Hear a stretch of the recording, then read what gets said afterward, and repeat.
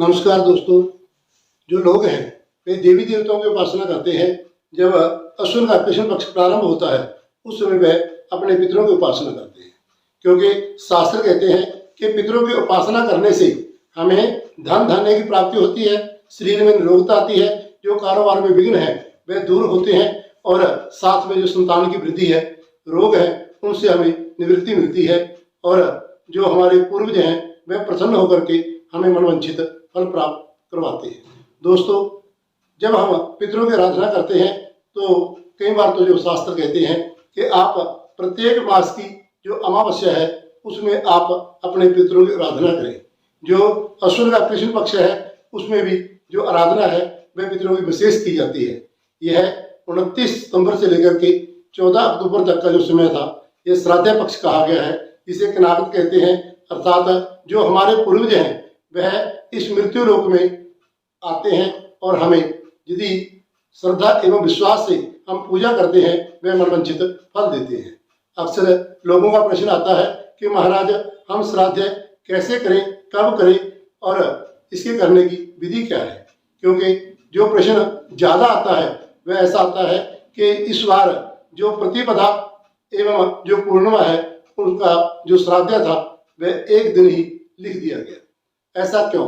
क्योंकि अगले दिन जो प्रतिपदा है एकम है वह बहुत देर तक है, अर्थात 12:21 तक। यह जो समय की गणना है ये चंडीगढ़ के सूर्योदय के अनुसार है, क्योंकि शास्त्र कहते हैं कि जो पितरों की आराधना है वह कुतपा मुहूर्त में की जाती है। जो तिथि कुतपा मुहूर्त को स्पर्श करती है उसी का श्राद्ध उस दिन डाला जाता है। दोस्तों, जो इस बार पूर्णिमा थी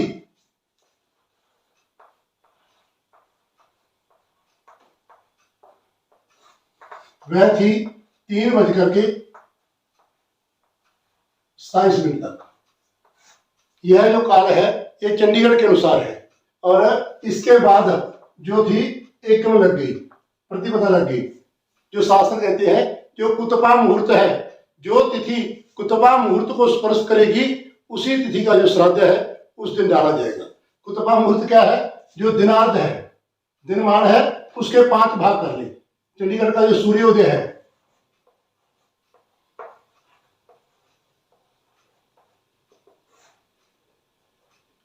वह है 6:18 और जो सूर्यास्त है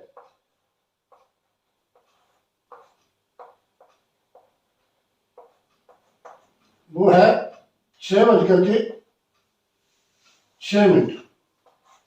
अर्थात यदि 18:06 में से 6:18 निकाल दिए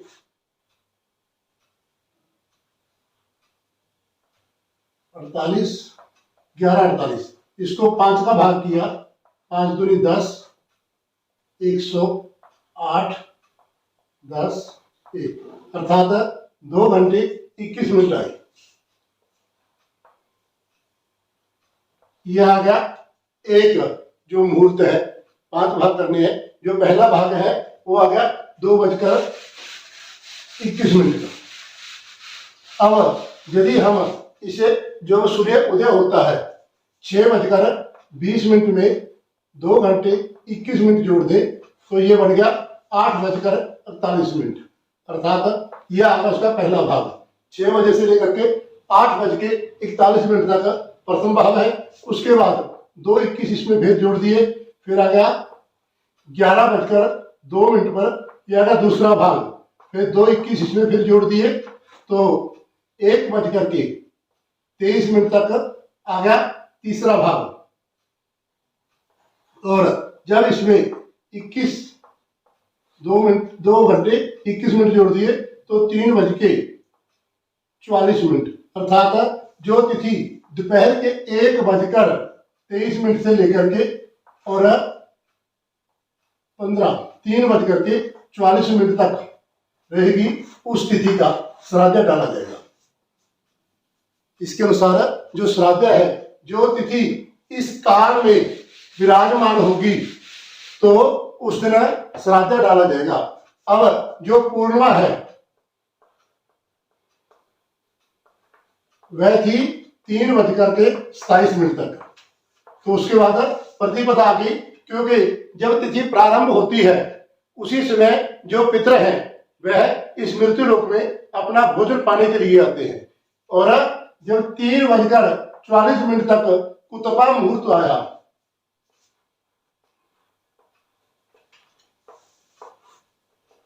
तो यह जो पूर्णिमा थी उसका श्राद्ध भी, क्योंकि यह 1:23 के बाद है, और जो प्रतिपदा है उसका श्राद्ध भी क्योंकि वो 3:44 से पहले प्रारंभ हो गई।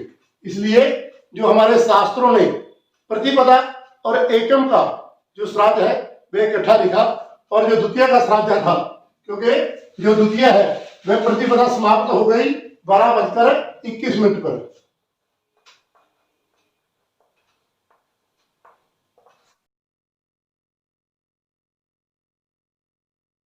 21 पर समाप्त होगी। अगले दिन लगभग यही समय आएगा, इसमें 1 मिनट का आगा या पीछा हो सकता है। तो क्या था, यह तिथि इस तिथि से इस समय से पहले गुजर गई, इसलिए इसका जो श्राद्ध काल था वो 1 दिन पहले लिया गया। अब प्रतिपदा के दिन, क्योंकि कुतपा मुहूर्त में द्वितीय तिथि है, 12:21 के बाद द्वितीय तिथि प्रारंभ हो गई, तो प्रतिपदा को द्वितीय का श्राद्ध डाला जाएगा। और जो द्वितीय है वह अगले दिन, यानी कि दूज वाले दिन क्या है, उसका जो समय है वो है 9:42 का। तो इस दिन भी जो तृतीय तिथि थी वह कुतपा मुहूर्त में विराजमान है, इसलिए द्वितीय के दिन तृतीय का श्राद्ध आएगा। अब तृतीय और चतुर्थ, जो चतुर्थी है वह इकट्ठी करने के कारण जो तीज है उस दिन चौदस का श्राद्ध पड़ेगा, क्योंकि जो तीज है वह 7:36 पर है, और जो चौथ है वह 30 यानी कि अगली सुबह 5:12 पर रहेगी। इसलिए जो तृतीय है उस दिन चौथ का श्राद्ध पड़ेगा। और फिर जो पंचमी है वह पूरा काल होने के कारण, क्योंकि अगले दिन 29 घड़ी पर चौथ खत्म होगी और पंचमी 29 पे खत्म होगी, इसलिए पंचमी का श्राद्ध है, पंचमी में छठ का श्राद्ध है, छठ में। अब जब सप्तमी आई,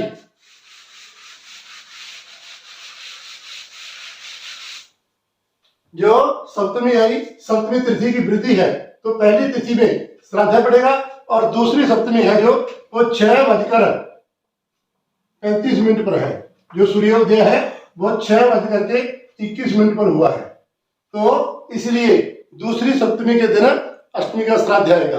और फिर जो नवमी है वह उसका श्राद्ध अष्टमी में आएगा, क्योंकि वो 8:08 पर अष्टमी है। उसके बाद जो नवमी तिथि प्रारंभ होगी, तो नवमी का श्राद्ध अष्टमी में ग्रहण किया जाएगा। नवमी में दशमी का श्राद्ध आएगा, क्योंकि 10:13 तक दशमी है, और दशमी के दिन एकादशी का श्राद्ध आएगा।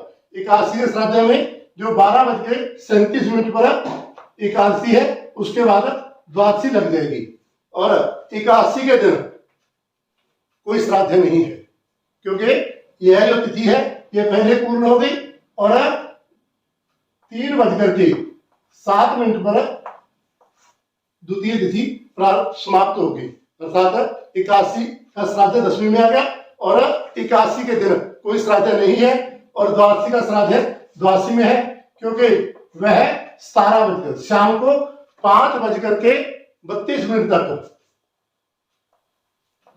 द्वादशी त्रयोदशी का त्रयोदशी में, चौदस का चौदस में, और पूर्व अमावस का अमावस में श्राद्ध आएगा।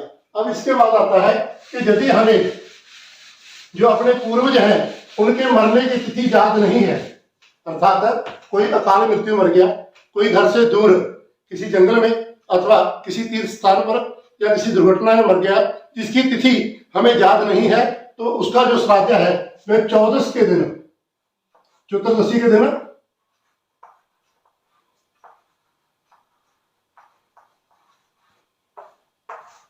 अकाल मृत्यु जो मरते हैं उनका जो श्राद्ध है वह चतुर्दशी के दिन डाला जाता है, और जो सौभाग्यवती स्त्रियां हैं उनका जो श्राद्ध है वह सप्तमी नवमी के दिन डाला जाता है। इस बार यह श्राद्ध आपने 7 तारीख अष्टमी को डालना है, जो सौभाग्यवती स्त्री है जिनकी हमें तिथि याद नहीं है। और जब अमावस आ गई, अमावस के दिन आपने क्या करना है,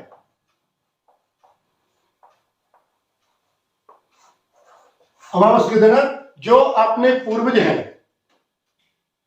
3 पीढ़ी तक के, पिता दादा परदादा, उसी प्रकार माता दादी परदादी, कोई दादे का भाई हो अथवा परदादे का भाई हो, या फिर अपने जो पिताजी हैं उनका कोई भाई है, आपका चाचा अथवा ताया, ये जो सर्व पितृगण है उनका श्राद्ध अमावस के दिन किया जाता है। इस प्रकार यदि हम तिथि के अनुसार श्राद्ध करते हैं तो हमारे पितृ भी आते हैं, जो अन्न है वह भी ग्रहण करेंगे, और जो हमारे द्वारा दिया गया श्राद्ध भेंट है, क्योंकि श्राद्ध नाम श्रद्धा से देने का है।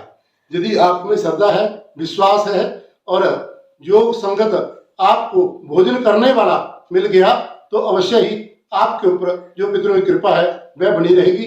अधिक जानकारी के लिए आप हमारे केंद्र से संपर्क कर सकते हैं।